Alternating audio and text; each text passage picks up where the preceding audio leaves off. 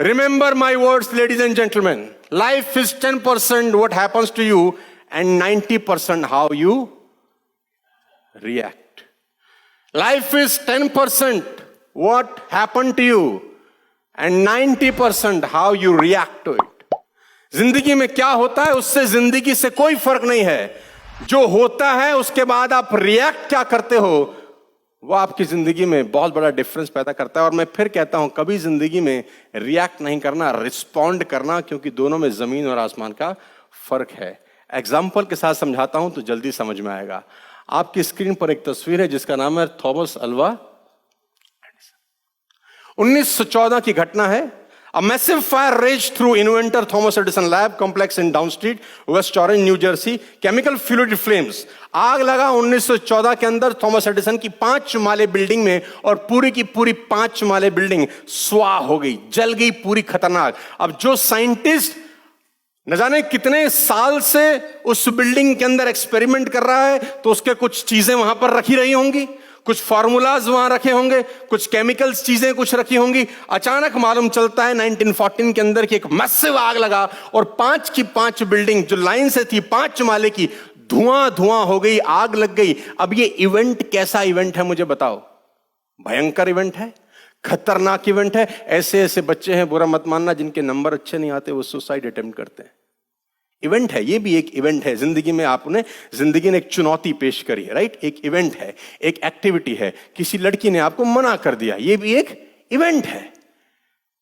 Outcome आपके respond के ऊपर डिपेंड करता है. लेडीज एंड जेंटलमैन, आउटकम का इवेंट से कोई लेना देना नहीं है.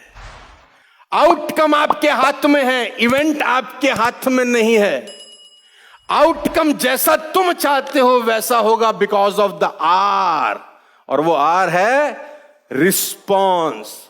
7 साल का लड़का चार्ल्स दरवाजा नॉक करता है. थॉमस एडिसन डोर खोलते हैं. क्या हुआ, व्हाट हैपन? उसने बोला पापा बाहर आओ. पापा बाहर आए तो देखा कि धूं धूं करके 5 इमारतें 1914 के अंदर जल गई और थॉमस एडिसन की जिंदगी की सारी मेहनत स्वाह हो गई. 67 ईयर्स का वो बुजुर्ग आदमी अपने बेटे को बोलता है जा अपनी मां को लेके आ. उसका बेटा चार्ल्स भागा भागा अपनी मां को लाता है. क्यों?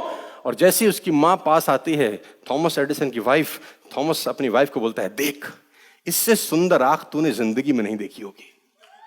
इससे सुंदर, इससे खूबसूरत आग तूने, लोग पागल हो गया है तू.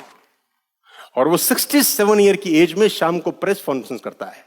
67 साल की उम्र में एक बुजुर्ग जिसकी पूरी जिंदगी की संपदा, मेहनत, एफर्ट्स जल चुका है, 67 की उम्र की एज में प्रेस कॉन्फ्रेंस करता है और कहता है although I am over 67 year old, I will start over again tomorrow. मैं कल से फिर शुरू करूं, मैं कल से फिर शुरू करूंगा.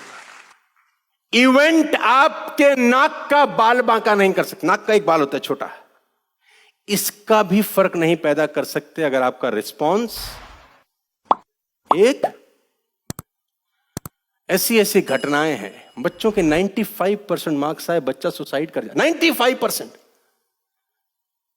मेरे सारे सब्जेक्ट में साला मिला के 95 नहीं आए थे,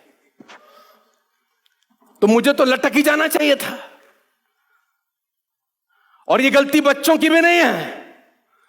जो डंडा है ना वो पिताजी से आता है.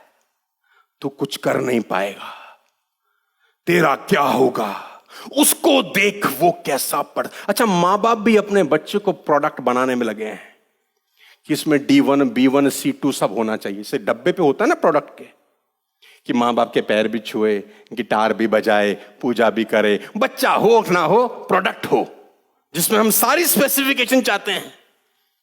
पढ़ता नहीं है. अच्छा, ये डायलॉग हर बाप अपने बच्चों को अनंत काल से कहता आया है. वहां भी बताता हूं. तो बाप बोल रहा है पढ़ता नहीं है, पढ़ता नहीं है, पढ़ता नहीं है. ऐसा इसलिए होता है बेटा कि बच्चा जवाब देता है अब तेरे हिस्से की पढ़ाई भी मैं ही करूं. जो तू नहीं कर सका वो बाप चाह रहा है वो भी अपन ही अब कर डालें. ऐसा इसलिए होता है. कोई गलत नहीं कह रहे, लेकिन एक थॉट प्रोसेस है कि अगर ये नहीं किया तो तेरी जिंदगी बर्बाद हो जाए. मैं पढ़ाई की बुराई नहीं कर रहा, करनी चाहिए, लेकिन पढ़ाई सिर्फ एक पैरामीटर होती तो एप्पल के मालिक एप्पल नहीं बनाते। पढ़ाई एक पैरामीटर होती तो बिल गेट्स नहीं होते, सचिन तेंदुलकर नहीं होते। इनका पढ़ाई से कोई दूर दूर का रिश्ता नहीं है। किसका रिश्ता है वो बताऊंगा, लेकिन पहले आपको सब्जेक्ट पे वापस लेकर चलता हूं। इवेंट का कोई लेना देना नहीं है। किस चीज का लेना देना है? Come on.